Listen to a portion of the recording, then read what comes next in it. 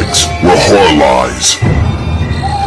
Guys, Rob from Georgia here with you, aka VHS82 apostrophe. I'm your regular Wednesday evening host here at BodyBags. It is week 476. At least I think it is. I think it is 476. First week of December.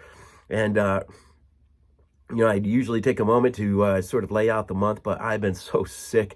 My head is so clouded right now, so stuffed. I can't even think of much of anything. I can say this.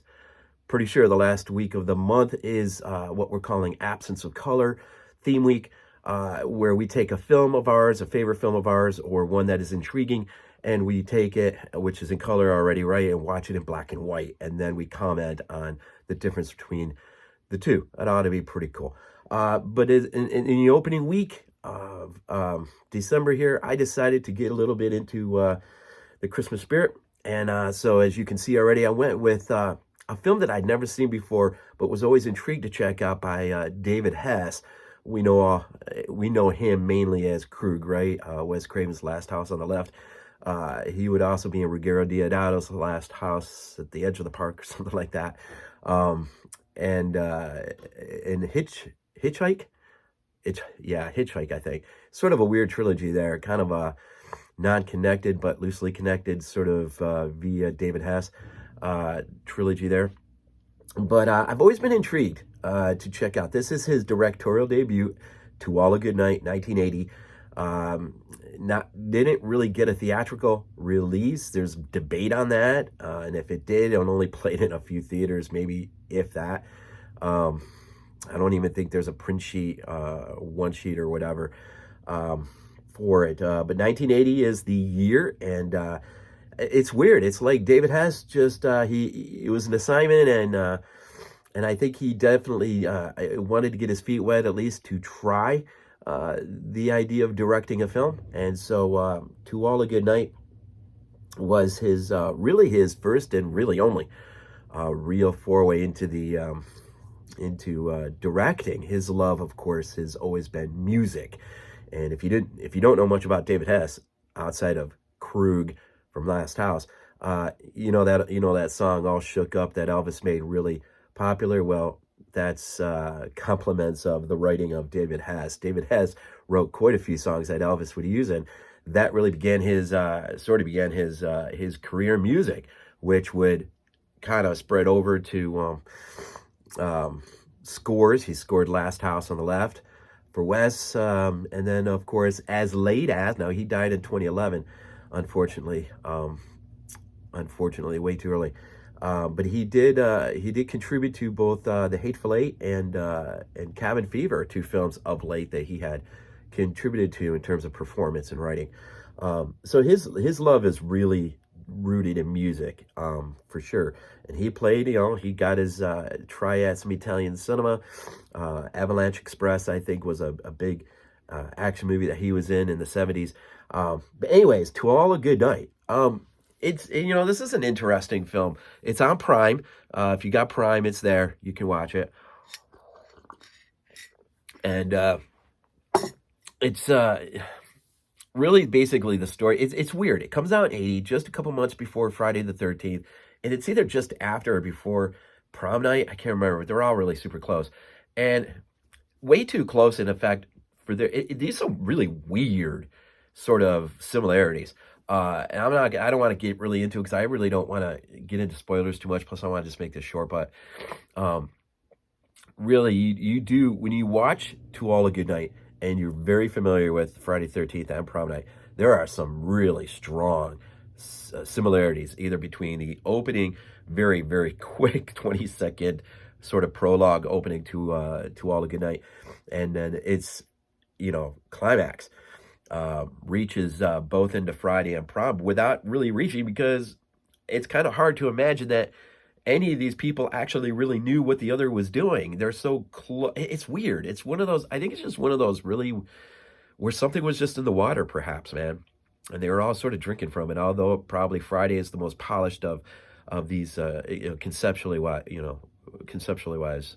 But basically have an isolated girls' school. It's never really, I don't know if it's really said, but I think it's college, private school, isolated. Of course, it was filmed in California. The only way to get into the school apparently is an airstrip. Now, it's Christmas vacation or recess, whatever. So most of the girls are heading out. It's kind of like the skeleton crew. We're familiar with that idea, right? And the few girls that are left have already been targeted by a killer who has some very serious issues going on and needs or feels the need to unleash on these unsuspecting girls who have invited some friends to fly in unbeknownst to the caretaker there, who's been left in charge of them, who they will drug so she sleeps all night. And there is another guy there. He's our Crazy Ralph character. There's one I will say. We have a Crazy Ralph character whose name really is Ralph in the thing, which is funny. And it's just, I mean, it must have been in the water or something. And he's kind of a weirdo, man. But at the same time, you never really feel threatened by him, even though he does some really weird, oddball stuff. And so anyways, all seems to go perfectly to plan. By the way, Jennifer Runyon's her first start as an actress. Remember Ghostbusters? She's the girl who Bill Murray is attempting to convince that she's got these abilities, psychic abilities or whatever. You remember that whole scene between shocking the one guy and then pretending to make her think she's something that she's not, right? Just so he can take her out. Yeah, that girl, this is her acting debut, right? And you got David Hess's directing debut, and you've got Mark Sjostrom. You ought to know that name. He cuts his teeth on this film in terms of special effects, makeup. He'll be part of the great 80s practical heyday. That'll include movies like Evil Dead 2, Phantasm 2. I'm sorry, my head is Phantasm 2 and 3. I do have some written down here. From Beyond, the Nightmare movies, Evil Dead 2, if I didn't say it, X-Files. I mean, he was part of that group, right? Mark Sjostrom worked with KNB on Evil Dead 2. If you watch the documentaries, you'll see him in their long, blonde, hair. And so you got, an interesting collaboration here. And even though the movie really isn't known for much more than anything that it is, some people do branch off of it into pretty big places. And David will too, just not movies. Acting he will, right? But in terms of directing, he won't. And music, he'll continue. So these girls drug the caretaker who's been left in charge. And the boys roll in on the plane as scheduled. And it doesn't take long before our masked Santa Claus masked assailant, first time since the Tales of the Crypt episode in the 70s, first attempt to use a Santa Claus as a killer.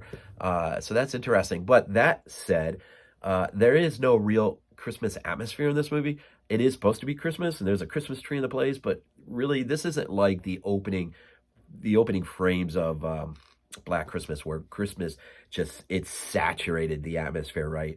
Christmas is all but non-existent in this movie, except for maybe a tree, knowing they're on Christmas recess, kind of stuff. So they really do not play up on that at all for whatever reason. Now, it was a real low budget, 70.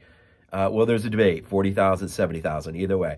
And the trivia tells us that the mansion they use in Santa Barbara was apparently owned by a drug lord. And so they probably got a real good deal on that. But a 10-day shoot, all they had was really 10 days. But you got the likes of Mark Sjostrom on site with your practicals, your makeup, and you're in good hands with him, because some of the practicals, man, they really do define in this movie where Mark is going to go. I mean, he is on full display here, I think. There's maybe one or two questionable moments where you kind of like, but there are some other moments, man. You're like, dang, Mark is on, man. This is the beginning of quite a career here in this film. And so, even though the story is really, man, it's just sort of, it's not tightly written at all. It's sort of, in fact, this is a weird movie because when the killings begin, it happens over the first night, right? Half your kids are gone. No one knows where they are. You're into a day. Cops show up, start their investigation, won't let anyone leave, and then you get into the second night, and that really concludes the killer's assault and climax. And so it's kind of weird setup like that. Some of the day for night shots are not very good at all. But you know, I don't know. I would see. I saw this on Prime. I don't know what transfer they were using. Um, I should have paid more attention to the credits to see if sometimes they give that away. But I know I think Scorpion released this on Blue, but last I checked, it was not in stock, unfortunately, because this is a movie. I'm just gonna say this. I definitely want this in my collection.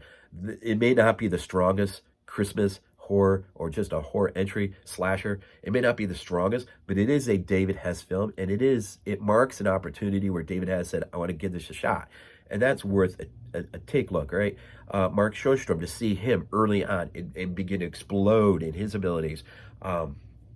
It's an amazing little experiment, one that does have some pretty deep flaws, especially, and I'm not going to really say much about the story other than I sort of gave you the sort of the outlay, right? But if you're paying attention in the beginning, they pretty much do give the killer away, sort of, kind of, but it's not a complete view of it.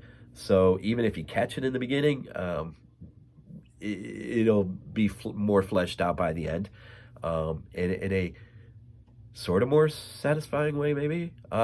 This movie, more than anything, held potential. It held potential to be a real cult classic. And even then, it's still held as a cult classic by some, probably because David Hess's name is on it. And maybe Mark Sjostrom's working here.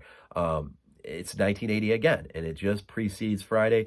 And prom night's there. And this is the beginning of the sort of outburst of slashers in the 80s. And our first time seeing Santa Claus, really, except for that Tales of the Crypt episode, right?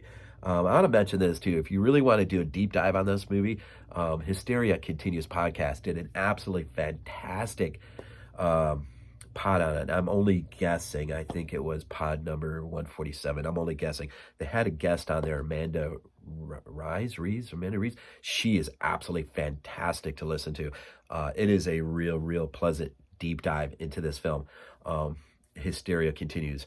And if you go into Wikipedia and in the entry for To All a Goodnight and go down to the bottom in the references, there is actually a really interesting interview with David Hess that is also down there linked. You can just go to it, and I read it, and it is just one little piece of trivia. David said more than actually just playing the role of director, he actually had to play grip too, because apparently the cinematographer was too much of a lightweight and an alcoholic to handle the camera, which was a 100-pound camera. And so David, we know him, he's a pretty strong guy, right? He actually had to work the camera, apparently. And so there's a lot of interesting, and maybe it just wasn't a good experience for David. Maybe he just said, you know what, this probably isn't really for me. And it's really too bad, because, you know, I'm curious as he would have potentially grown what we might have seen from him. But David Hess, Week 476, To All a Goodnight, a David Hess film, really the only David Hess film from 1980, our first Santa Claus. And I'm just going to cut it here because everything is just, I feel like crap. But first week, December, my dogs won the SEC, so that was good to see yesterday. I wish I could have been in a better spirits for it. But December. So with that, I think this is definitely, for the reasons I already stated, worth a pickup. If you've never seen it, at least check it out on Prime. It is definitely worth the check out, just for the reasons I stated. So anyways, we always leave these things off with Go Bills. This is not a dream.